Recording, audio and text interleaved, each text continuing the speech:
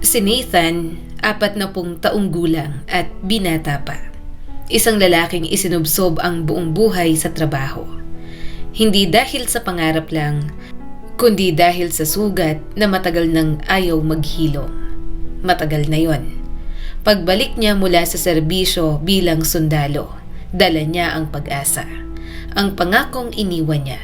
Ang babaeng mahal niya. Ang babaeng nangako na maghihintay. Si Kylie. Isang simpleng dalaga noon, mahinhin at tahimik. Yung tipo ng babae na kapag umiiyak, parang gusto mong akuin lahat ng sakit niya sa mundo. Noon, mahigpit ang hawak niya sa kamay ni Nathan habang umiiyak. "Maghihintay ako, Nathan. Ikaw lang. Pangako." Lumuluhang sabi ni Kylie. At naniwala siya. Pero pagbalik niya, hindi luha ang sumalubong sa kanya. Hindi yakap, hindi pangako, kundi isang balitang parang kutsilyong tumusok sa dibdib niya. Si Kylie, ikakasal na. At hindi lang kanino, sa pinakamatalik niya pang kaibigan. Mas masakit pa, buntis na si Kylie. Naghihintay na ng unang anak. Isang karaniwang kwento ang sabi ng iba. Isang kwentong paulit-ulit nang nangyari sa mundo. Pero para kay Nathan, yun ang unang araw na tuluyang nagsara ang puso niya. Mula noon, naniwala siya sa isang bagay. Walang babaeng tunay na tapat. Sinubukan niyang makipagkilala. May mga babaeng magaganda, matalino, masarap kausap. May mga gabi ng tawanan, may mga kwentuhang magaan. Pero doon lang palagi nagtatapos. Walang pangako, walang plano, walang pusong inaalay. Para kay Nathan, lahat ng yon ay panandalian lang. Sa loob-loob niya, may isang lihim na pangako. Magiging matagumpay ako. Yayaman ako at balang araw, makikita ni Kylie kung ano ang sinayang niya. At ginawa niya yon. Unti-unti, umangat ang negosyo niya. Lumaki ang kumpanya, dumami ang proyekto. Lumawak ang pangalan niya sa mundo ng negosyo. Hanggang sa isang araw, nakalimutan na niya ang dahilan kung bakit siya nagsimula. Nakalimutan niya si Kylie. Ang isip niya ay puno na ng meeting, kontrata, bagong proyekto, kita, numero. Wala ng puwang para sa nakaraan. Pero si Kylie, hindi siya nakalimot. Sa mga kakilalang magkakaibigan pa rin, nalaman niya ang lahat. Ang tagumpay ni Nathan, ang yaman, ang estado ng buhay. Sinubukan niyang magpakita ulit at minsan nagtagumpay siya. Nagkita sila. Ngumiti si Kylie, may lambing, may halong pagsisisi. "Nathan, kung alam ko lang noon ang mararating mo, kung nakita ko lang ang potensyal mo, ikaw sana ang pinili ko." Flirtatious, malambing, parang walang nangyari noon. Pero imbes na maantig, nakaramdam si Nathan ng inis. Sa harap niya ngayon, hindi na niya nakikita ang inosente at mahinhing dalaga na minahal niya noon. Isa na lang siya sa marami. Sa puntong yon ng buhay niya, maayos ang lahat. May pera, may respeto, may kapangyarihan. Wala na siyang mahihiling pa. Pero kung minsan, kapag nakatayo siya sa bintana ng maluwag niyang kondo, tanawang kalsada sa ibaba, nakikita niya ang mga ama, nakarga ang mga anak, na may hawak na maliliit na kamay, may ngiting hindi mababayaran ng pera. At doon, may kumikirot. Sandali lang, agad niyang pinapawi ang pakiramdam. "Hindi yun ang kapalaran ko," lagi niyang sinasabi sa sarili. "Kung pinili ko si Kylie noon, baka ngayon pagod akong umuwi galing sa pabrika. Maingay ang bahay, may umiiyak na bata, may asawang galit at laging kulang ang pera." Huminga siya ng malalim. "Maswerte ako." Yan ang sinasabi niya sa sarili tuwing bumibigat ang dibdib niya sa pag-iisip ng pamilya na wala naman siya. Lumawak palalo ang mundo ni Nathan. Hindi na lang iisang tindahan ang hawak niya, kundi isang network ng mga tindahan ng construction materials sa iba't ibang panig ng lungsod. Mga pintura, semento, tiles, lahat ng kailangan sa pagpapaayos ng bahay at kondo. At kamakailan lang, nakapagpatayo pa siya ng maliit na pabrika na gumagawa ng ilang construction materials. Para kay Nathan, malinaw ang isang bagay. Sa negosyo, hindi sapat ang produkto. Kailangan mo ng tao at mas maraming kliyente. At doon siya sinuwerte. Sa loob lamang ng 5 taon, may isang taong haligi ng kumpanya niya. Si Aling Lita. Isang babaeng nasa edad na ng pagreretiro. Pero napakatalino, napakahusay, at higit sa lahat, marunong makisama. Kung may reklamo ang customer, si Aling Lita ang hinahanap. Kung may galit, siya ang nagpapakalma. Kung may problema, siya ang naghahanap ng solusyon. Kaya niyang kausapin ang kahit na sino, mayaman man o mahirap, bata man o matanda. Marami ang humahanga sa kanya. May ilan pang ang kakilala ni Nathan na sinubukang agawin si Aling Lita para sa sarili nilang kumpanya. May mga bulong-bulungan din. Bakit ba may edad ng empleyado niya? Hindi ba dapat mas bata ang kinukuha niya? Pero para kay Nathan, alam niya ang totoo. Inggit lang sila. Buong paniniwala niya na malaking bahagi ng tagumpay ng kumpanya niya ay dahil sa sipag at galing ni Aling Lita. Kung minsan ay naiisip niya rin, ano kayang mangyayari kapag gusto na niyang magpahinga?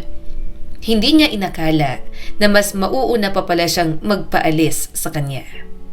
Isang araw, dumating sa opisina niya ang dati niyang kaklase, si Patrick, na ngayon ay isang opisyal na ng gobyerno. May dala siyang mamahaling alak at may kasama. Nathan, sabi ni Patrick, may favor lang sana ako. Ang hiling, ipasok sa kumpanya ang pamangkin niyang si Zoe, kapalit ni Aling Lita. Kung tutuusin, agad sanang tatanggi si Nathan. Pero marunong makiusap si Patrick. Hindi lang salita ang dala niya. Dala niya rin ang mismong si Zoe. Parang galing sa magazine ang babae. Matangkad, mahaba ang binti, may hubog ang katawan, maputi at may mahabang blonde na buhok na agad humuhuli ng pansin. Mukha pa lang, pang front page na. At hindi lang ganda ang puhunan. May hawak siyang mga diploma, accountant, customer relations manager, at may pinag-aralan pa raw tungkol sa business etiquette. Isipin mo, Nathan, nakangiting sabi ni Patrick. Dadagsa ang customer, kahit para lang makita ulit siya. At doon, unti-unting napapayag si Nathan. Pinangakuan niya si Zoe ng posisyon. Isang bagay lang ang bumabagabag sa kanya. Ang pag-uusap na kailangan niyang gawin kay Aling Lita.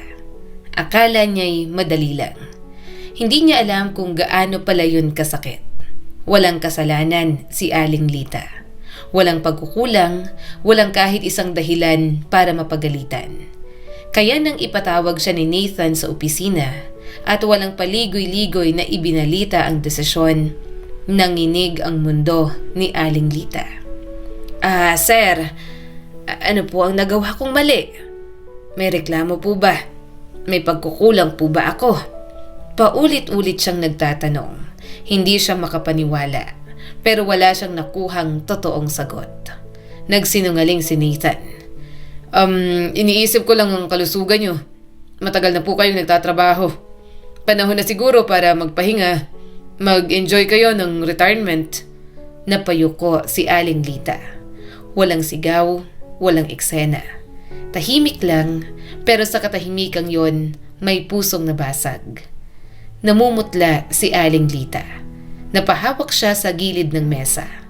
Parang biglang nawala ang lakas ng buo niyang katawan. Pwede ho bang makahingi man lang ng tubig? Mahinang sabi ng matanda. Pagkatapos uminom, parang may huling lakas na hinugot mula sa dibdib niya. Lumapit siya kay Nathan. Sir, kung hindi na po talaga ako pwedeng manatili sa posisyon ko, kahit janitress na lang po. Kahit maglinis na lang po ako ng opisina. Halos pakiusap na. Pero tumigas ang mukha ni Nathan. Tumanggi siya. Ayaw niyang makita araw-araw ang isang mahusay na profesional na may hawak na basahan at timba. Para sa kanya, para bang araw-araw siyang sinasampal ng konsensya. At higit sa lahat, ayaw niyang makita ni Aling Lita si Zoe at maunawaan ang masakit na katotohanan. Na siya'y tinanggal hindi dahil sa kakulangan, kundi dahil sa itsura. Pagkarinig ng pagtanggi, hindi na nagsalita si Aling Lita. Hindi na nakiusap, hindi na nagmakaawa. Sa halip, si Nathan ang nakaramdam ng kaba. Sa isang iglap, pumasok sa isip niya ang posibilidad. Paano kung idemanda niya ako? Kaya sinubukan niyang pagaanin ang desisyon na lalo pang dumudurog sa puso ng babae. Aling Lita, matagal na po kayong nagtrabaho. Deserve niyo na pong magpahinga. May maayos naman po kayong pension at bibigyan pa po namin kayo ng bonus para sa mga taon ng tapat na serbisyo. Pero wala nang saysay ang mga salita. Iwinagayway lang ni Aling Lita ang kamay niya at sinabing, "Tama na." Tahimik niyang tinipon ang mga gamit. Walang luha, walang reklamo. At mabilis siyang lumabas ng opisina. Parang natatakot pang may pumigil sa kanya. Biyernes yon ang mangyari. At pagsapit ng Lunes, si Zoe na ang umupo sa dating pwesto ni Aling Lita. Sa una ay sinikap naman ni Zoe. Pero mabilis na pansin ni Nathan. Hindi siya sanay sa ganitong klase ng trabaho. Kailangan pa niyang ipaliwanag ang marami, paulit-ulit. Hindi tulad ni Aling Lita na kahit gabi na, mananatili sa opisina kung may kliyenteng kailangang kausapin. Para kay Zoe, ang pagsasakripisyo ng oras para sa trabaho ay hindi kanais-nais. Tuwing 3 minuto, may inuuna siya. Magpipintura ng kuko, maghahanap ng blouse sa online, makikipag-usap sa telepono. Unti-unting bumababa ang benta. Napagsabihan na ni Nathan si Zoe ng ilang beses. Pero tuwing papasok siya sa opisina, ngumingiti si Zoe ng kaakit-akit. At ang suot niyang damit, sobrang bukas ang dibdib. Napapakagat na lang si Nathan sa labi. Lumipas ang mga buwan, isang gabi, nag-uwi si Nathan ng mahalagang dokumento para ayusin sa bahay. Kinabukasan, habang palabas siya ng building na may dalang briefcase, biglang may sumugod sa kanya. Mga lalaking matatangkad, malalakas, nakasuot ng hooded jacket. Wala man lang siyang oras para makita ang mukha ng mga ito. Isang suntok, isang tulak, at pagkatapos ay bumagsak siya sa semento. Sa loob-loob niya, umaasa siyang kukunin lang ang wallet at pera at iiwan na siya. Pero hindi doon nagtapos. Kinuha rin ng mga lalaki ang briefcase niya at tumakbo papalayo. Pinilit bumangon ni Nathan. Kinakapa ang salamin niyang nahulog sa kalsada.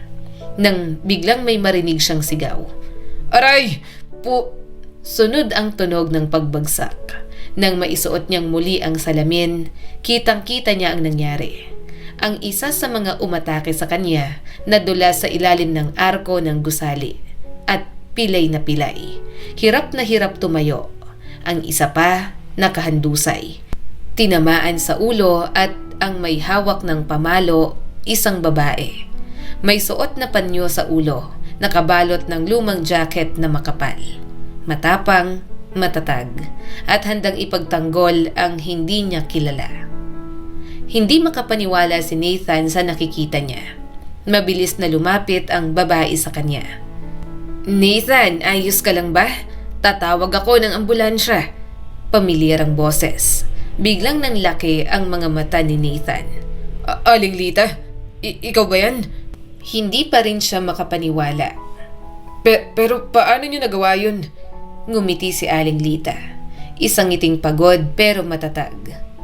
"Noong nakita kong sinasaktan kanila, nagpanik muna ako. Pero agad akong tumawag ng security." Huminga siya ng malalim bago nagpatuloy. "Tapos nakita kong tumatakbo na sila papunta sa direksyon ko. May hawak akong timba. Itinapon ko dun sa paa nila. Nadulas yung isa." Bahagya siyang natawa. Parang siya rin ay nagulat sa sarili niya. Yung isa naman, hindi ko alam kung saan ko nakuha ang lakas ng loob pero tinamaan ko siya ng bote sa ulo. Sandaling katahimikan ang sumunod. Hanggang ngayon, hindi ko pa rin alam kung paano ko nagawa yun. Tinitigan siya ni Nathan.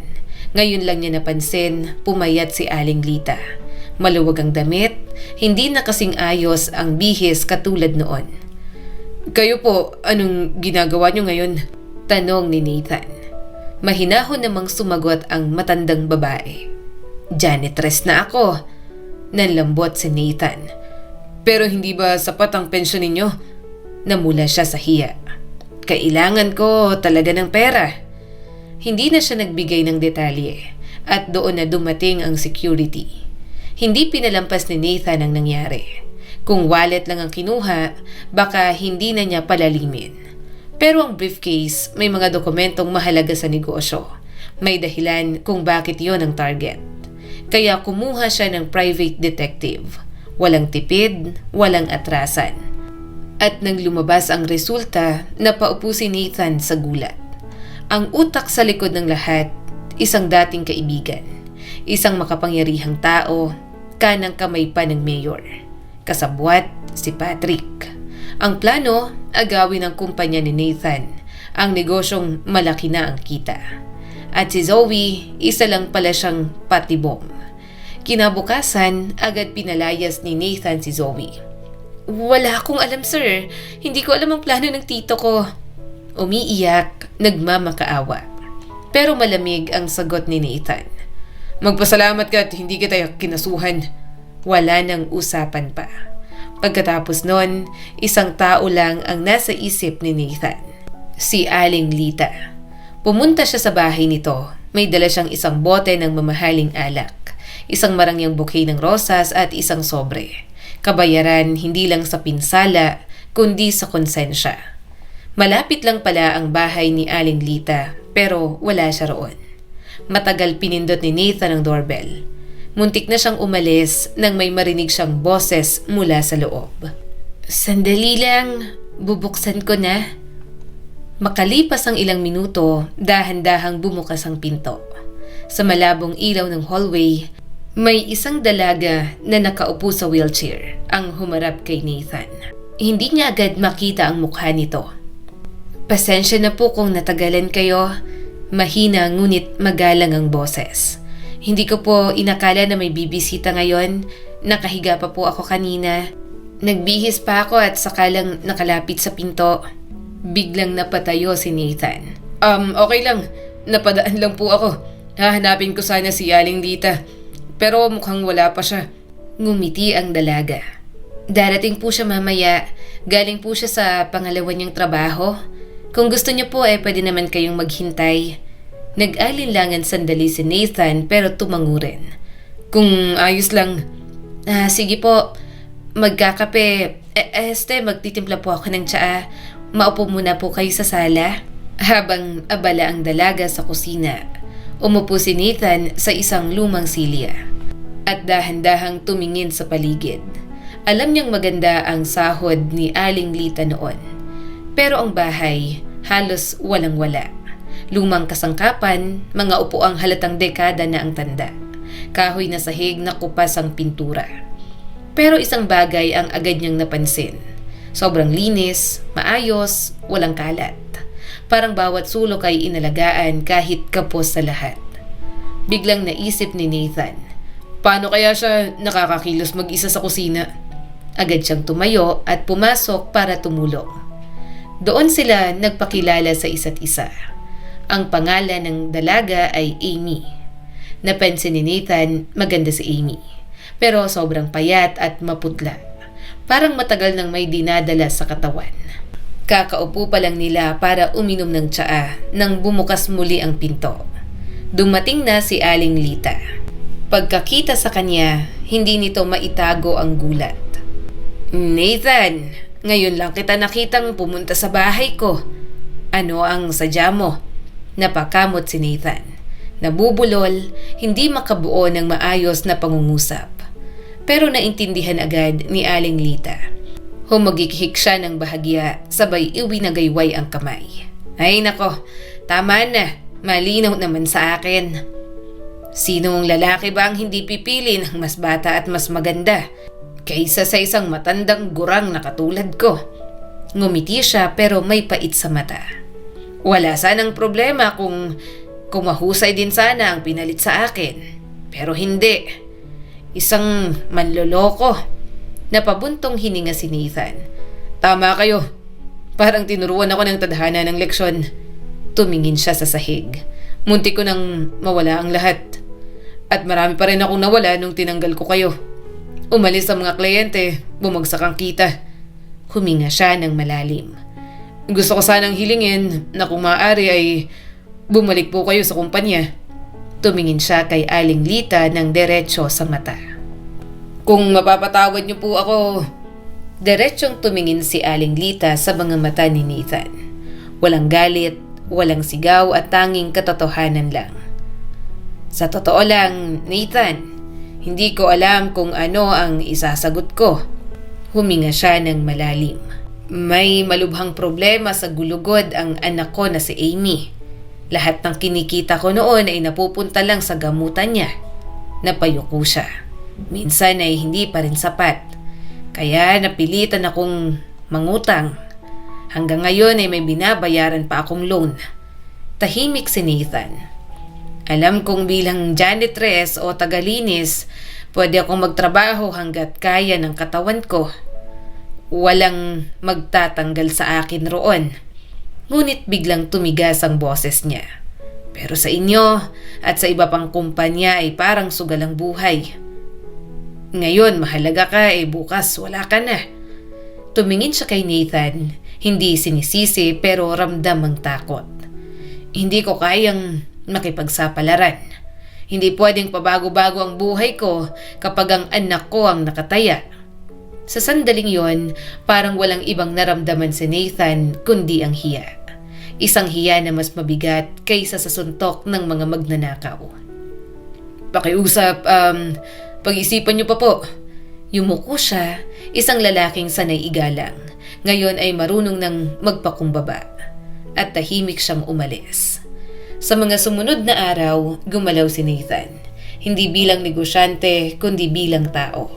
Tahimik niyang binayaran ang utang ni Aling Lita sa bangko. Isang kahilingan lang niya. Huwag babanggitin ang kanyang pangalan. Isang anonymous na tumulong. Kasabay nito, pinuntahan niya ang klinik kung saan ginagamot si Amy. Nakipag-usap siya sa mga doktor. Ang sagot, kailangan ng mahal na operasyon. Pero kung magiging matagumpay, may malaking chance na makalakad pa ulit si Amy. Hindi na nagdalawang isip si Nathan. Hindi na kailangan maghintay ng kota. Ako na ang sasagot sa lahat. Kinumpleto niya ang detalye. At sa mismong araw na yon, isinulat niya ang tseke para sa buong halaga ng operasyon. Kinagabihan, tumawag si Aling Lita. Basag ang boses at hindi maitago ang luha. Hindi na niya kailangan magtanong kung sino ang tumulong. Salamat! Maraming salamat, Nathan! Umiiyak na sabi ni Aling Lita. Sinabi niyang manatili siya sa tabi ni Amy habang nagpapagaling pa ito. At kapag okay na ang anak niya, babalik siya agad sa trabaho. Naging matagumpay naman ang operasyon. Madalas dumalaw si Nathan sa ospital. May dalang bulaklak, prutas at tahimik ang ngiti. Masaya siyang makita na unti-unting bumubuti ang kalagayan ni Amy. At hindi niya namalayan, unti-unti na rin palang bumubukas ang puso niya. Sa isang babae na simple, mahinhin, matalino. Kapag magkasama sila ni Amy, parang nagiging binatang muli si Nathan. Nagsasalita ng kung ano-ano, tumatagal sa kwentuhan tulad ng isang estudyanteng unang umiibig.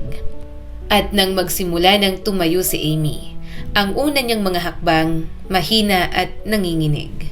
Si Nathan ang nandoon. Hawak ang braso niya, handang sumalo. Dumating ang araw ng paglabas ni Amy mula sa ospital. Isang araw na hindi na niya kailangang balikan. Ang kama ng ospital, ang sakit, ang takot na baka hindi na siya muling makatayo. Sa mismong araw na yon, habang hawak ni Nathan ang kamay niya, lumuhod siya. Hindi ang grande, walang audience at walang eksena. Tanging katapatan lang. Amy, mula nang pumasok sa buhay ko, natutunan kong muling magtiwala. Gusto kitang makasama sa lahat ng hakbang mo.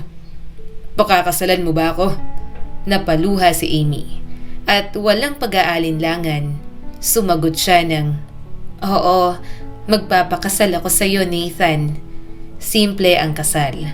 Walang marangyang handaan. Walang engranding reception. Dahil may mas mahalagang dapat pagtuunan. Ang rehabilitation ni Amy. Sa halip na honeymoon, ang pinili ng mag-asawa ay isang maayos na sanatorium sa Germany, kung saan ipagpapatuloy ni Amy ang kanyang gamutan at pagpapalakas ng katawan. Samantala, bumalik na si Aling Lita sa kumpanya na minsan niyang itinuring na pangalawang tahanan. Hindi na siya tagalinis, bumalik siya bilang haligi ng kumpanya. Siya ang humaharap sa pinakamalalaking kliyente. Siya ang nagtuturo sa mga batang manager. Dahil para sa kanya, ang natututunan sa universidad ay mahalaga. Pero ang tunay na kaalaman sa karanasan hinuhubog. Tinupad ni Nathan ang kanyang pangako.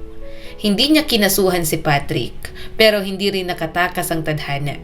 Ilang buwan nang lumipas, natanggal sa pwesto ang opisyal. At hindi dahil kay Nathan.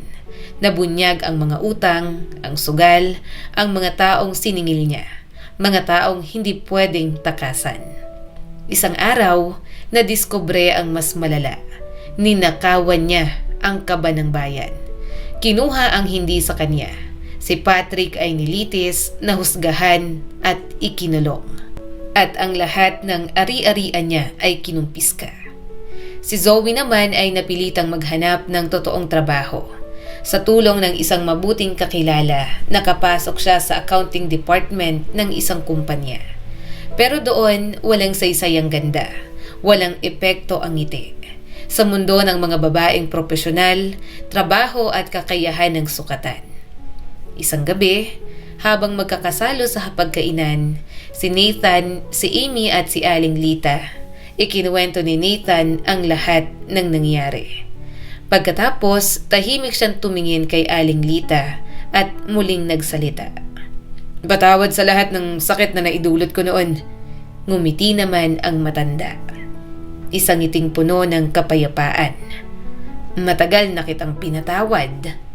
Ang kwentong ito ay nagpapaalala sa atin. May mga taong dumaraan sa buhay natin para tayo ay saktan. May mga pagkakamaling kailangang pagbayaran. Pero may mga puso ring handang magmahal muli kapag natutunan nating maging makatao. At minsan, ang tunay na kayamanan ay hindi negosyo, hindi pera, kundi ang pamilyang hindi mo inasahang mabubuo. Sa huli, lagi nating tatandaan, ang ganda ay panandalian, ang katapatan at malasakit, yan ang tunay na pundasyon ng tagumpay at pagmamahal. Muli, ako po si Skylar Guro at sana may bago na naman kayong tutunan sa kwento natin ngayon. Maraming salamat po.